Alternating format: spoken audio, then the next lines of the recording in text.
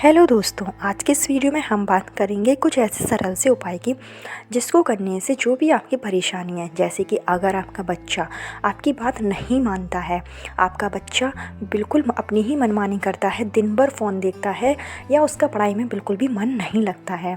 साथ ही साथ अगर आपके जो पति हैं या पत्नियां हैं वो भी बात नहीं मानती हैं, पति पत्नी का संबंध अच्छा नहीं है, आपका दाम्पत्य जीवन सुखमय नहीं है, आपके घर में लड़ाई झगड़ा रहता है या आप कोई आर्थिक तंगी से परेशान है, तो उसके लिए छोटे छोटे सरल से उपाय जो हमारे गुरुजी द्वारा बताए गए हैं उसके बारे में आज हम इस वीडियो में बात करेंगे। तो आगे उपाय बताने से पहले हमेशा की तरह आपसे मेरा रिक्वेस्ट है कि अगर अभी तक आपने मेरा चैनल सब्सक्राइब नहीं किया है तो चैनल को सब्सक्राइब जरूर कर लीजिए। चलिए बात करते हैं सबसे पहले उपाय की। सबसे पहला उपाय, अगर आपका बच्चा आपकी बात ना माने और आपका जो पति है वो भी आपकी बात नहीं मानता है तो यह उपाय आपको उसके लिए करना है। इसके लिए आपको लेना है काली तिल। काली तिल आप एक कटोरी में ले लीजिए और साथ ही साथ एक लोटे में जल भरना है, और जो आप लोटे में जल भरें वो लोटा आपका तांबे का होना चाहिए, इस बात का ध्यान रखें। स्टील के पात्र का प्रयोग नहीं करना है। तांबे के लोटे में आप जल भरिए और जल आपको अपने घर से ही लेकर जाना है, इस बात का ध्यान रखिए। और तिल, इसको भी आपको अपने घर से ही लेकर जाना है। अगर आपके पास तिल नहीं है तो आप पहले से मार्केट से मंगाकर अपने घर में रख लीजिए, उसके बाद आप अपने घर से ही तिल लेकर जाएं। तो ये दोनों चीज़ें लेकर जाना है आपको शिव मंदिर। शिव मंदिर में आप जब जाएंगे तो आपको सबसे पहले शिव जी के ऊपर ये तिल अर्पित कर देना है। याद रहे, तिल जो है वो ऊपरी भाग में अर्पित करना है, अशोक सुंदरी वाले स्थान पर आपको तिल नहीं चढ़ाना है। यह तिल आपको शिवलिंग के ऊपरी भाग में चढ़ा दीजिए और तिल चढ़ाने के बाद आपको चढ़ाना है जल। जल आप चढ़ाएं तो जल की जो धार है वो बिल्कुल धीमी होनी चाहिए, इस बात का ध्यान रखें। और जल आप चढ़ाएं तो उत्तर दिशा में खड़े होकर चढ़ाएं। दिशा का ज़रूर ध्यान रखना है कि उत्तर दिशा में खड़े होकर आपको जल चढ़ाना है। और जल चढ़ाते समय आपकी जो भी परेशानी है उसको आप ज़रूर शिव जी के सामने बताएं कि ये मेरी परेशानी है, तो उसको शिव जी जो है वो ज़रूर हल कर देंगे। और जब आपका जल चढ़ जाए तो उसके बाद में आपको थोड़ी सी तिल उठा लेना है और थोड़ी सी तिल आपको लेकर आना है अपने घर, और यह जो तिल है वो आपको मिला देना है अपने खाने में। जो भी आप खाना बनाएं, खाना हो, जो भी आपने चीज़ बनाई है या कोई पीने की चीज़ है उसमें आप थोड़ी सी तिल डाल दीजिए, और तिल आप पीस कर भी डाल सकते हैं। इस तिल का उसको सेवन करा दीजिए जिससे, और यह जो तिल है वो आप खिला दीजिए। उसके बाद में आप देखेंगे कि यह आपका जो भी बच्चा है या पति आपकी बात नहीं मान रहा था वो जल्दी ही बात मानने लगेगा।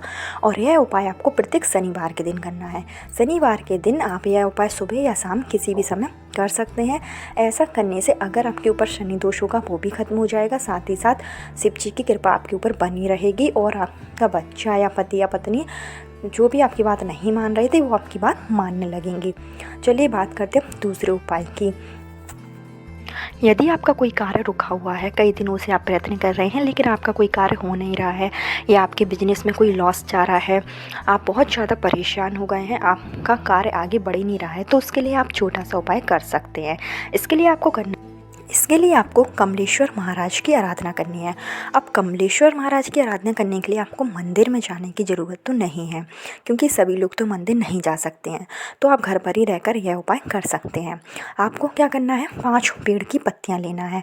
5 पेड़ों की पत्तियों में आप कोई भी पेड़ की पत्तियाँ ले सकते हैं, जिसमें कि समी के वृक्ष की पत्ती आपको ज़रूर लेना है, जैसा कि आप वीडियो में देख रहे हैं। समी के वृक्ष की पत्तियां शिव जी को अत्यंत ही प्रिय हैं, तो आप एक समी की पत्ती ले लीजिए। उसके बाद में आप कोई भी 4 अन्य पत्तियां ले सकते हैं, जैसे कि आप कोई भी फल की पत्तियां ले सकते हैं, आंवला की पत्ती ले सकते हैं, बेलपत्र ले सकते हैं, और इसके अलावा जो भी फल आपकी पत्ती लेना चाहें फल की पत्तियाँ आप ले सकते हैं। और साथ ही साथ आपको ले लेना है एक सफ़ेद फूल। ये चीज़ें लेकर आपको जाना है शिव मंदिर। तो शिव मंदिर में जाकर आप ये 5 पेड़ों की जो पत्तियां हैं वो शिव जी को अर्पित कर दीजिए। साथ ही साथ एक जो सफ़ेद फूल है उसको भी अर्पित कर दीजिए। उसके बाद आप चढ़ाइए जल। ऐसा करते समय आप कमलेश्वर महाराज की आराधना कीजिए और कमलेश्वर नाम का आप जाप कीजिए। ऐसा आपको 11 बार करना है, और जब आप ये 11 बार जाप कर लें, आपकी पूजा समाप्त हो जाए, उसके बाद में आपको पत्तियां वहीं छोड़ देना है, और जो सफ़ेद फूल है वो आपको अपने घर लेकर आना है, और यह सफ़ेद फूल आपको बाहर रख देना है। जैसे कि आप अपनी तिजोरी में रख सकते हैं या आप अपने व्यवसाय में जो काउंटर है वहाँ रख सकते हैं। जहाँ पर भी आपके कमरे में अड़चन आ रही थी उस जगह पर आप ये फूल रख दीजिए। और ऐसा आपको प्रत्येक सोमवार वाले दिन करना है। सोमवार वाले दिन अगर आप ये उपाय करेंगे तो छठे सोमवार के दिन आपको इसका जो फल है वो बहुत ही अच्छा मिल जाएगा। तो आप ये सोमवार के दिन ज़रूर करिए, या तो आप महीने की शिवरात्रि वाले दिन ज़रूर कर लीजिए। चलिए बात करते हैं तीसरे उपाय की। तो अगर आपके ऊपर पितृदोष है, या तो आपकी संतान संबंधी कोई परेशानी, आपको संतान नहीं हो रही है, या फिर आपकी संतान को कोई रोग है जो कई दिनों से आप इलाज करा रहे हो नहीं जा रहा है, तो उस रोग के निवारण के लिए आप एक बहुत ही अच्छा उपाय कर सकते हैं। यह उपाय आपको शनिवार के दिन करना है। शनिवार के दिन आप पीपल के पेड़ के नीचे जाइए और वहाँ पर आपको एक गोल बाती का दिया आपको घी का जलाना है, इस बात का ध्यान रखें। और घी का दिया जलाकर आप वहाँ पर उसकी जड़ में दिया जला दीजिए, और साथ ही साथ आपको उसमें दूध चढ़ाना है। कच्चा दूध आपको पीपल के पेड़ की जड़ में चढ़ाना है, क्योंकि पीपल के पेड़ की जो जड़ होती है वहाँ पर साक्षात जगत के पालनहार करता विष्णु जी का वास होता है। तो और साथ ही साथ जो पीपल का पेड़ है वो हमारे पितरों को भी पितरों को आमंत्रण करता है। तो जिस तरीके से अगर हम पीपल के पेड़ की पूजा करते हैं तो हमारे पितृ भी खुश होते हैं। तो आप दूध चढ़ा दीजिए, उसके बाद आप जल चढ़ाइए। ऐसा करने से आपकी जो भी संतान संबंधी परेशानियां वो दूर हो जाएगी। शनिवार के दिन पीपल के पेड़ पर दिया जरूर जलाना चाहिए। साथ ही साथ आप जल चढ़ाएं तो जल के साथ में दूध जरूर चढ़ा लें, इस बात का जरूर ध्यान रखें। ये एक छोटा सा उपाय था जो हमारे गुरुजी प्रदीप मिश्रा जी द्वारा बताया गया है। यह बहुत ही कारगर है, तो इसको आप लोग जरूर कर लीजिए। जिन लोगों की भी संतान संबंधी कोई परेशानियाँ कई दिनों से प्रयत्न कर रहे थे, नहीं हो रहा था, तो वह इसी शनिवार से पीपल के वृक्ष के समीप दिया जलाना शुरू कर दीजिए और दूध को भी जरूर डालिए। चलिए बात करते हैं चौथे उपाय की। चौथा उपाय जो आपको रविवार के दिन करना है। अगर आपके घर में लड़ाई झगड़ा रहता है, बिल्कुल भी शांति नहीं है, पति पत्नी में भी आपस में बहुत ज़्यादा लड़ाई झगड़ा होता है, तो घर की शांति के लिए आप कर सकते हैं वटकेश्वर महाराज की आराधना। हमारे गुरुजी द्वारा बताया गया है वटकेश्वर महाराज की आराधना करने से हमारे घर में सुख शांति हमेशा बनी रहती है।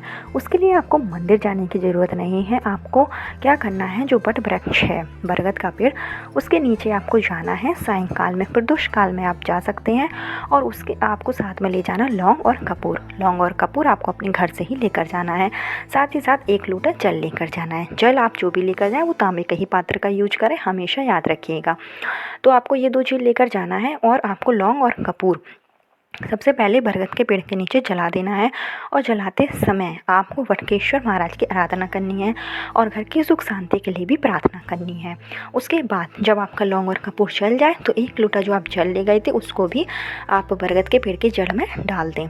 ऐसा करने से आपके घर में सुख शांति बनी रहेगी, साथ ही साथ सुख समृद्धि भी बनी रहेगी। क्योंकि जो बरगद का पेड़ होता है उसमें 133 करोड़ देवी देवता वास करते हैं। तो अगर हम बरगद के पेड़ की पूजा करते हैं तो साथ में बहुत से देवी देवता की पूजा एक साथ कर लेते हैं। साथ ही साथ ब्रह्मा विष्णु महेश तीनों भगवान अत्यंत ही प्रसन्न होते हैं, और शिव जी का आशीर्वाद हमारे ऊपर हमेशा बना रहता है। ये जो उपाय थे छोटे छोटे उपाय हैं, लेकिन हमारे गुरु जी द्वारा बताए गए हैं, और जो भी इनको करता है उसकी सभी मनोकामनाएं पूर्ण हो जाती हैं। तो ये उपाय आप लोग जरूर करिए।